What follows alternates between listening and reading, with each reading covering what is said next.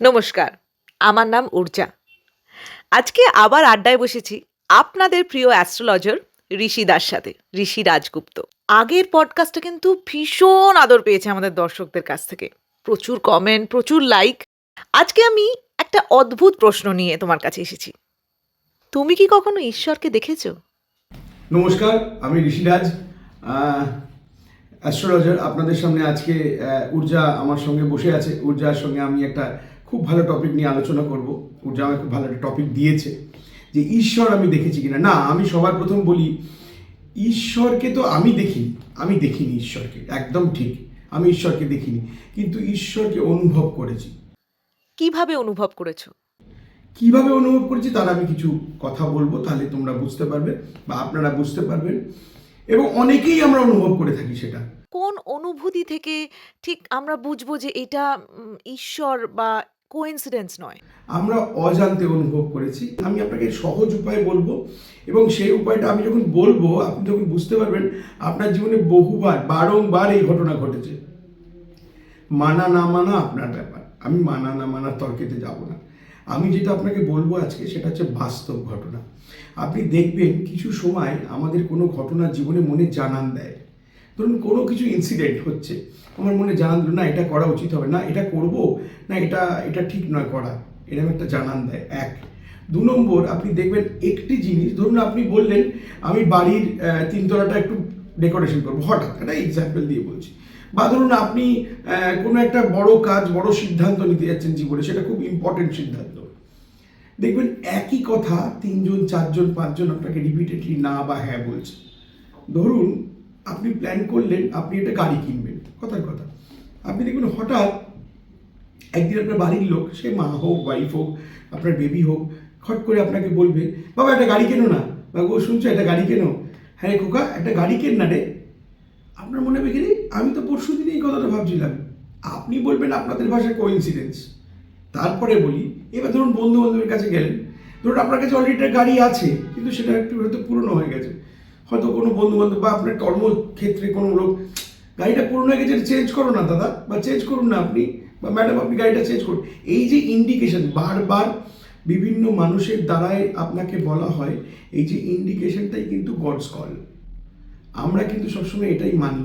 কি করে, এবার আপনি বলুন অনুভব তাহলে কি করে করলে? এটাই অনুভূতি। যখন আমি আমার কথা বলি, আমার কথা দিয়ে বলি, কারণ আমি অন্য লোকের কথা বললে আপনারা তো তাকে চেনেন না, আমার কথা বললে আপনার সুবিধা হবে জানতে। আমার একটা সময় আমি বছর দুই আগে হসপিটালাইজ হয়েছিলাম নিজে, এবং আমার একটা গলস্টোন অপারেশন হয়েছে।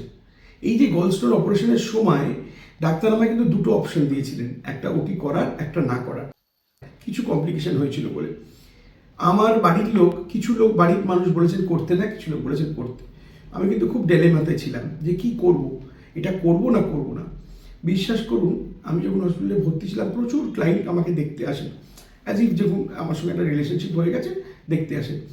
অধিকাংশ লোক কিন্তু এসে বলেছিল তুমি এটা করে নাও। এবং আমি যখন ডাক্তার আমায় এসে বললো যে আপনি কি বলছেন, আমি যখন বললাম যে আমি আর একটা দিন পরে জানাবো, আমি কিন্তু তখনও কনফিউশনে ছিলাম। প্রায় 10জন লোক কিন্তু আমায় বলেছে ওটিটা করে নাও, 3-4জন লোক আমায় বলেছে করো না। আমি কিন্তু এটার মধ্যে ডেলিমাতে ছিলাম। ভেতর থেকে কেউ একটা জানান দিল যে ওটিটা করে নিতে হবে, ওটিটা না করলে আমার বিপদ হতে পারে। এই যে ভেতরে জানান দেওয়া, ভেতরের অনুভূতিটাই ভগবানের অনুভূতি।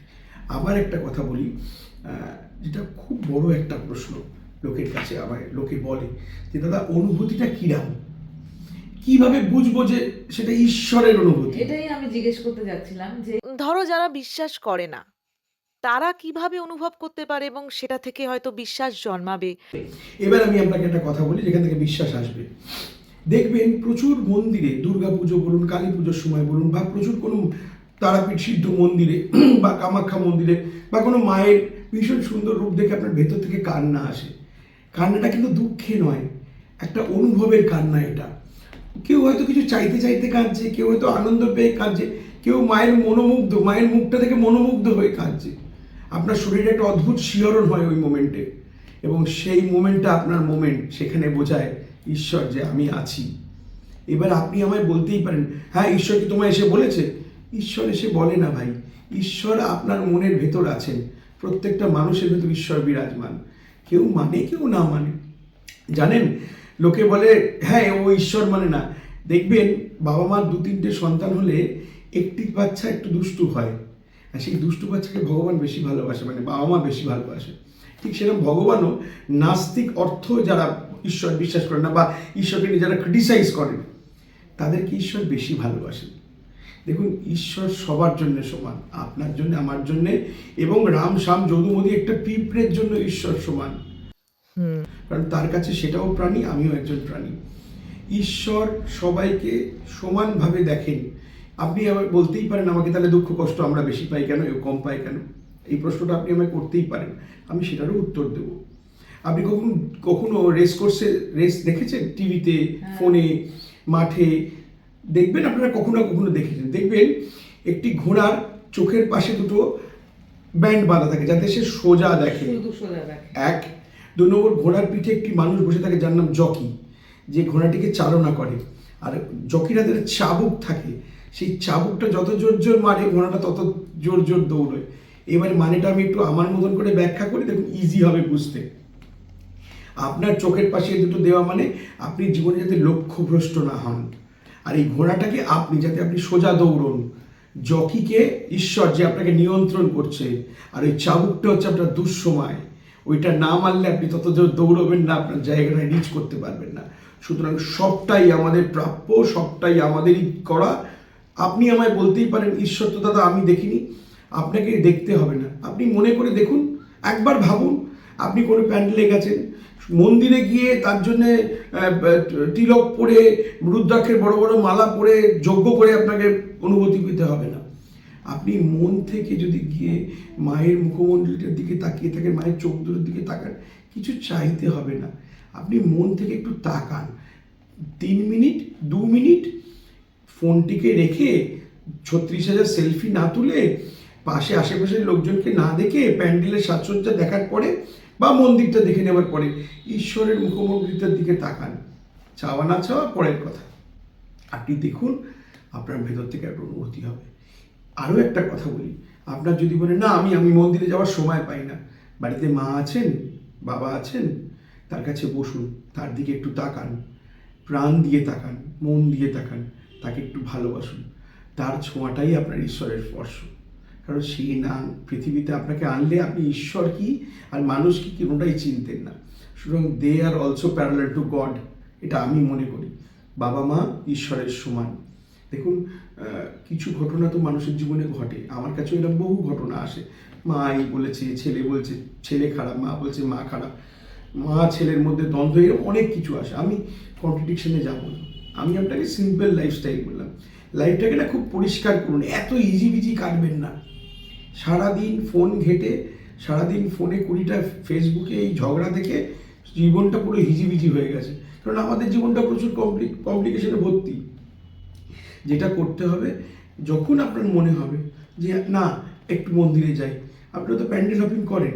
জেনারেলি কেন বারবার দুর্গাপুজোর কথা বলছি, জেনারেল পাবলিক দুর্গাপুজো বলুন বা বম্বেতে যেমন গণেশ পুজো বলুন, পুজোতে এই যে মায়ের কাছে যাওয়া, জেনারেলি আমরা তো ওই সময়টা বেশি সেলিব্রেট করি। দিওয়ালিতে মাতাদির কাছে যাওয়া, নবরাত্রি করা, সমস্ত কাজকে আমি বলছি ঈশ্বরের মুখের দিকে তাকিয়ে একবার মন থেকে তাকান, আপনি দেখবেন আপনার ভেতর থেকে একটা কম্পন সৃষ্টি হবে। কেউ কেউ মায়ের মূর্তি দেখে, আমি অনেক ভিডিওতেও দেখেছি, ঈশ্বরের কাছে গিয়ে কেঁদে ফেলে। আপনি বললেন দুঃখে, না দাদা, শুধু দুঃখে নয়, দুঃখ সুখ মিলিয়ে একটা আলাদা অনুভূতি হয়, একটা ভালো লাগা হয়।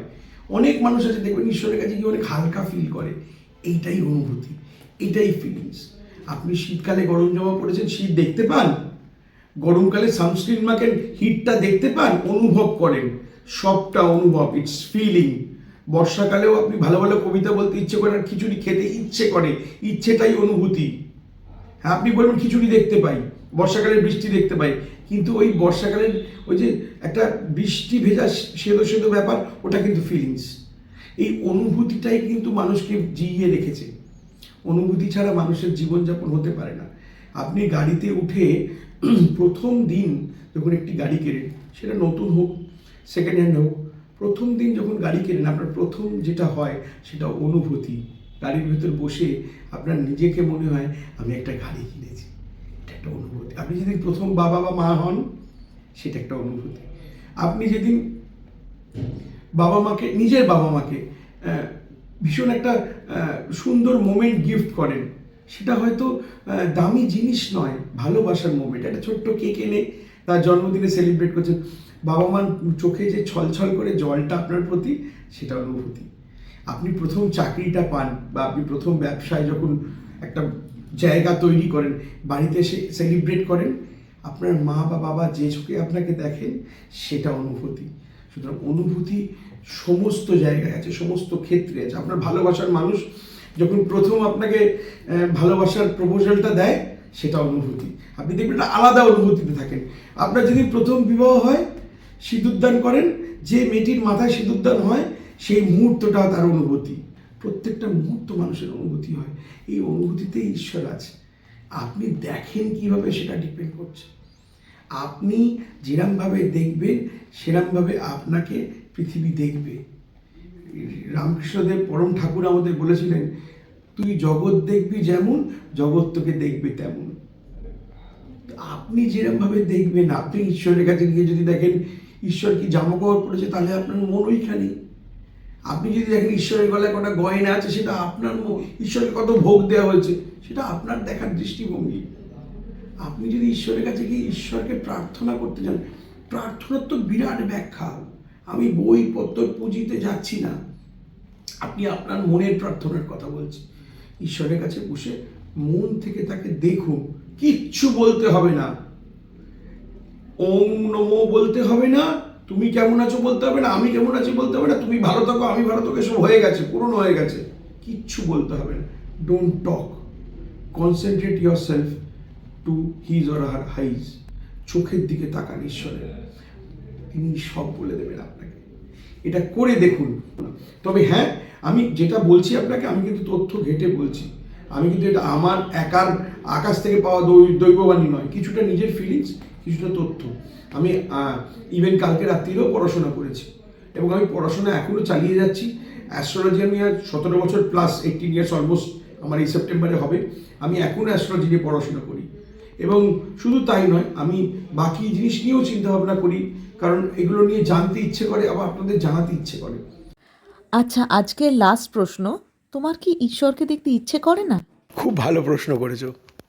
আমি ভেবেছিলাম এটা নিয়ে যদি কেউ কখনো জিজ্ঞেস করে বলবো, ঈশ্বরকে দেখতে ইচ্ছে করে না। কেন? তার কারণ কি জানো? আমি চাই আমার মধ্যে যে ক্রেভিংটা, আমার মধ্যে যেই ঈশ্বরকে দেখার যে একটা ইচ্ছে, এই ইচ্ছেটা কখনো না কমে যাক। সেটা যেদিন কমে যাবে, সেদিন কি আর হয়তো সেই সেই ঈশ্বরের প্রতি যে সারাদিন ধরে ভাবা বা সারাদিন ওনার কাছে যাওয়া দৌড়ে দৌড়ে বা ওনাকে খুঁজে বেড়ানোর মজাটাই চলে যাবে। আমি সেটা চাই না। আমি চাই সব সময় ওনার এই যে আমার ভেতরে একটা ক্রেভিং। তুমি দেখবে হঠাৎ যেদিন মিষ্টি খেতে ইচ্ছে হয়েছে, তুমি কিন্তু রোজ মিষ্টি খাও না। মিষ্টি পাওয়ার আগের মুহূর্ত অবধি যে মিষ্টি খাবার ক্রেভিং, সেইটা আর মিষ্টি খাবার পরের মুহূর্তটার মধ্যে ডিফারেন্সটা বোঝো। মিষ্টি খেয়ে নিলে তৃপ্তি হয়ে গেলে, তুমি ভুলে গেলে। আমি সেটা চাই না। আমি চাই সেই ক্রেভিংটা আমার মধ্যে থাক, সেই ইচ্ছেটা আমার মধ্যে থাক, সেই অনুভূতিটা আমার মধ্যে থাক, সেই চাটা, মানে ওই আমি পাবো আমার চাই, ওনাকে দেখতে চাই, এটা আমার সারা জীবন আমার সঙ্গে থাক, আমরণ কাল অবধি আমার সঙ্গে থাক। আমি যেন সারা জীবন তার কাছে আকুলভাবে কেঁদে বলতে পারি, আমি তোমাকে একবার দেখবো, এসো। কিন্তু সে যেন প্রত্যেকবার এটা শুনে ওখান থেকে ভাবেন যে ঠিক আছে, আমি সময় হলে আসবো। এই ভেতরের যে আমার ইচ্ছেটা, আমার পাওয়ার অনুভূতি, একটা সবসময় ভেতরের কষ্ট, একটা তড়পানো, এইটা আমি সবসময় চাই আমার কাছে থাক। এটা চলে গেলে তো সেই পাওয়ার মজাটাই চলে গেল। এটা আমার কাছে থাক, এটা আমি কারোর সঙ্গে শেয়ার করতে পারবো না। এটা আমার খুব ইচ্ছে ছিল তোমাকে বলার এবং সবাইকে জানানোর, যে ঈশ্বর দেখতে পেয়ে গেলে তো সেই মজাটাই নষ্ট হয়ে গেল। ঈশ্বরকে পাওয়ার ইচ্ছেটা নিয়ে বাঁচুন। যেরকম প্রত্যেকটা জিনিস জীবনে অ্যাম্বিশন নিয়ে বাঁচেন। আপনি বলতেই পারেন, দাদা অ্যাম্বিশন তো আমি তো অ্যাচিভ করিনি, কিন্তু আবার তো নেক্সট অ্যাম্বিশন আসে। গোল যেরকম শেষ হয় না, সেরকম ঈশ্বরকে চাওয়ার গোলটাও শেষ করবেন না। যেদিন এটা শেষ হয়ে যাবে, সেদিন ওই মজাটাই নষ্ট হয়ে যাবে। তার থেকে ঈশ্বরকে অনুভব করুন, অনুভবে আলাদা মজা আছে। জানেন, সাধু সন্ন্যাসীরা, বড় বড় যারা তেজস্বী সাধু আছে, যারা এখনও পর্যন্ত শুনেছি, আমি তো দেখিনি তাদেরকে, দেখার সৌভাগ্য হয়নি, যারা হিমালয়তে এখনও আছেন এবং খালি গায়ে এই শীতেও বরফের ওপর বসে সাধনা করছেন, এরকম বহু মানুষ আছেন। এবং সেই সাধনা তত্ত্বের একটা কারণ আছে, তার বিজ্ঞানসম্মত ব্যাপার, সেগুলো নিয়ে একদিন বলবো। এই জিনিসটা করতে গেলে তাদের কতটা ডেডিকেটেড হতে হয় ঈশ্বরের প্রতি, তাদের এই তাপ, অনুতাপ, পশ্চাতাপ, দুঃখ, সুখ, আনন্দ সব কিছুর ঊর্ধ্বে চলে যেতে হয়েছে মানে চলে গেছে তারা, শুধু ঈশ্বরকে একটাবার দেখবে বলে। ঈশ্বরের পথে যেতে যেতে যেতে যেতে হয়তো এখনও পর্যন্ত ওনারা দেখেননি, আমি জানি না, হয়তো দেখেছেন, বা হয়তো প্রত্যেক দিন প্রত্যেক মুহূর্ত অনুভব করছেন, এবং ওই অনুভবের এত আনন্দ, এত মহত্ব, তাদের বরফ পড়ছে, বৃষ্টি হচ্ছে, কে গত হলেন, কে জন্ম নিলেন, কিচ্ছু প্রয়োজন পড়ে না, কিছু দরকারই নেই, ইমমেটেরিয়াল ওগুলো, পুরো কিছু ব্যাপারই নয়। যে প্রকৃত ঈশ্বর তত্ত্বে বিশ্বাস করবেন, তার কাছে সুখ, দুঃখ, আবেগ জিরো ম্যাটার করবে। খুব ভালো লাগলো এই প্রশ্নটা শুনে। আশা করছি আপনাদের এই প্রশ্নের উত্তর আমি দিতে পেরেছি। যদি আপনাদের কখনো এই নিয়ে আরও জানতে হয় আমাকে নিশ্চয়ই জানাবেন, সেই জন্য এইটা বললাম। আর বছরের প্রথম শুরু হয়েছে, ভীষণ ভালো থাকবেন, ভালো কাটুক, আর ভালো থাকবেন, ভালো রাখবেন। নমস্কার। Thank you.